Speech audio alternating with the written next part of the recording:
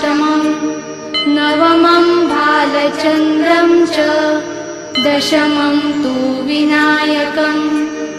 एकादशं गणपतिं द्वादशं तु गजाननं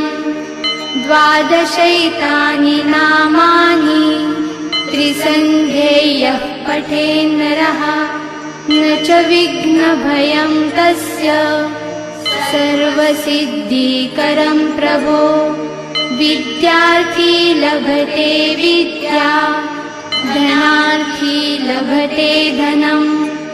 पुत्रार्थी लभते पुत्रान् मोक्षार्थी लभते गतिं जपेत् गणपतिस्तोत्रम्